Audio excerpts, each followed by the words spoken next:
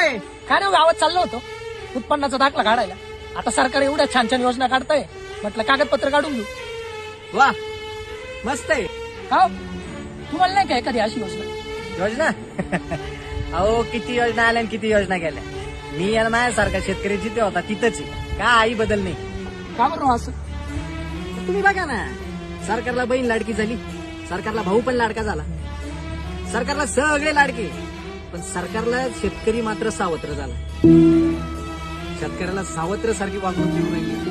म्हणजे नेमकं काय म्हणायचं? तुम्ही बघा ना, सरकार सगळ्यांसाठी चांगल्या चांगल्या योजना आणतंय आणि आमच्या शेतकऱ्यांचा त्याला काही विरोध आहे असंही काही नाही बरं का.